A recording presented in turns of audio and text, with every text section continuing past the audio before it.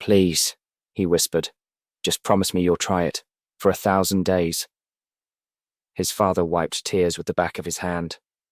Son, even if you don't believe me, even if you think it's foolish, just do it. Please. His parents looked at each other again, this time with a mixture of pain and love so deep that Ren felt his heart breaking. Of course we'll do it, his mother hugged him, her voice trembling. Every day, without fail. 1,000 days, his father nodded, joining the embrace. We promise. His father looked at one mana crystal, then at his plant. What do we need to do?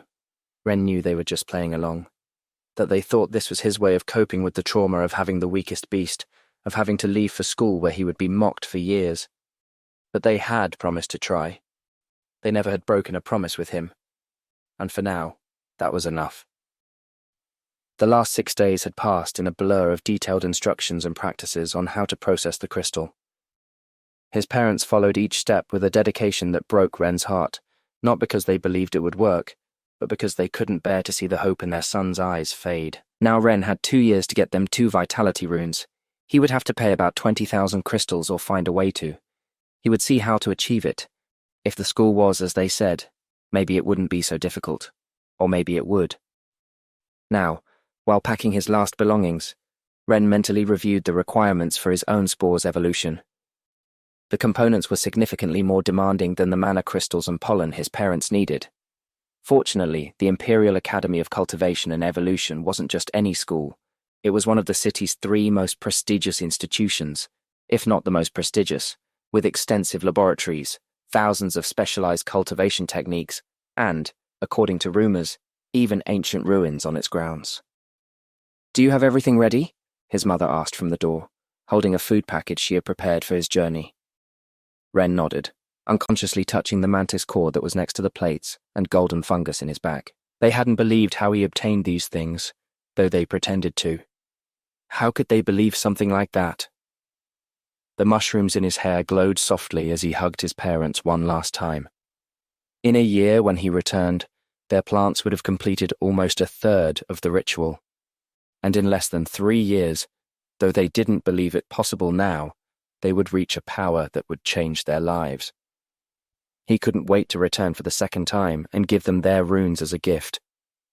Remember, don't miss a single day, were his last words before boarding the carriage that would carry the new students. As the wheels began to turn, Ren took a deep breath. The coming years would be difficult. Being the child with the weakest beast at one of the most prestigious academies wouldn't be easy. But he had a plan. He had knowledge that no one else possessed. And most importantly, he had something to prove.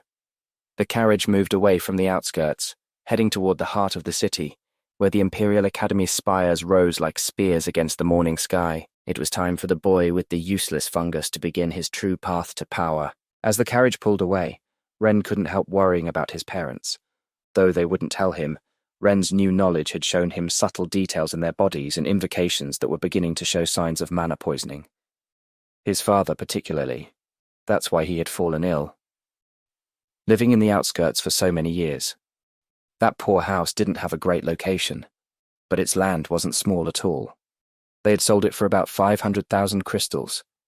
The house they'd sold to pay for his education they would now have to rent, and with their mature iron-rank plants, they would barely earn enough in the kitchens to keep themselves fed.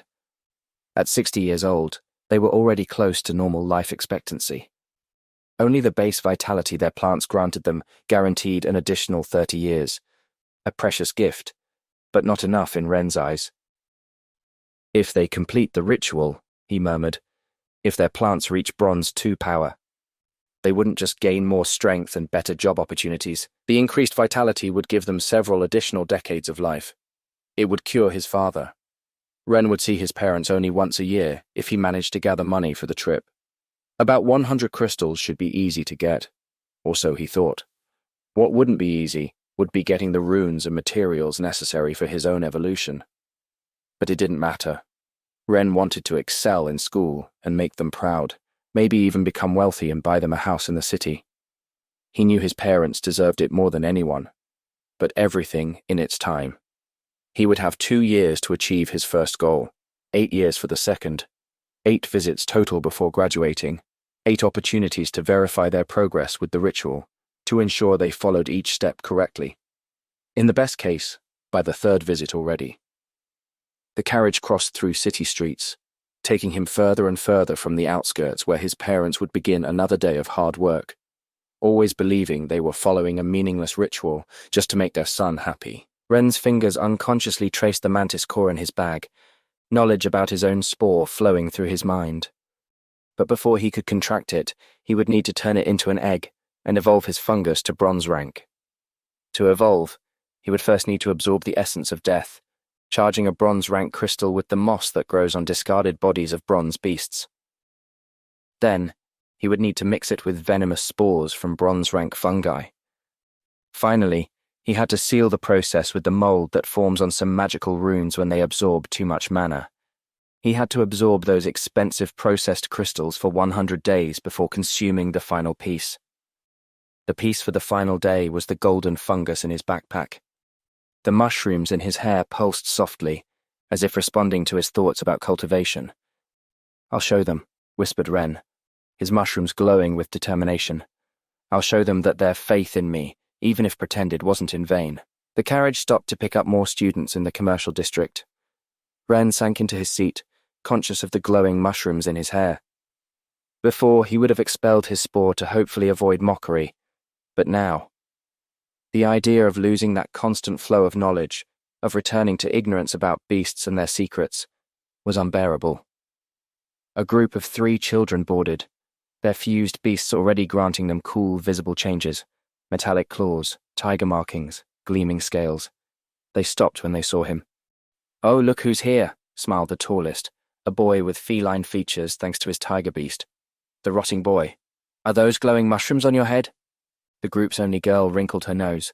"Can't you at least hide them? It's disgusting." "Leave him," laughed the third, his green scales gleaming. "He probably can't even control his beast properly. Isn't that right, rotting boy? Your spore is so weak it has to cling to your head to move." Laughter filled the carriage. Ren clenched his fists, knowledge flowing through his mind. The first boy's spirit tiger would reach its limit at bronze 1 rank, unable to evolve further due to a flaw in its core cultivation, deriving his spirit tiger into a mature, earthly tiger, instead of reaching greater spectral tiger at silver 3. The girl's beast, a lesser fire eagle, had a defect in its mana absorption pattern that would limit its fire control and growth at bronze 2, deriving her lesser fire eagle into a mature red eagle, instead of reaching greater sun eagle at silver 3, and the third boy's scales. But that knowledge was useless now. It only made it more painful, seeing the defects and limitations in their beast cultivation methods but being unable to say anything without seeming crazy. "At least my mushrooms glow," he finally said, his voice firmer than expected. "Your spirit tiger has a cultivation defect that makes its fur opaque." Silence fell in the carriage. The tiger boy looked at him with both surprise and fury. "What did you say?" the tiger boy demanded. "Nothing," Ren said, turning back to the window. "Just that maybe you should worry more about your own beast than my mushrooms." "What do you know about cultivation, rotting boy?" he growled, his feline features intensifying with anger. "Your pathetic spore doesn't even have true development, doesn't even qualify as a beast." Knowledge burned in Ren's mind, tempting him to reveal more, to explain exactly how the tiger's cultivation would affect its future evolution, and show him how foolish he was. But he bit his tongue. "I'm just saying what I see," he murmured. "What you see?" the boy demanded, grabbing him by the shirt collar. "I'll show you what I see. A weakling with mushrooms on his head who needs to be taught his place." His companions laughed, forming a circle around them. The carriage had suddenly become smaller, more suffocating. "Look, he's even trembling," mocked the eagle girl. "Isn't he adorable?" Ren wasn't trembling from fear. He was trembling from frustration. He could see their beast's flaws so clearly, the irregular mana pattern in the eagle's feathers, the instability in the other boy's green scales. Useless knowledge when you're about to be beaten. Wait, that's not the end. You've just had a free taste. Now get the full story on the Pocket FM app, link in description. Check out our next video and playlist, and don't forget to like, share, and subscribe.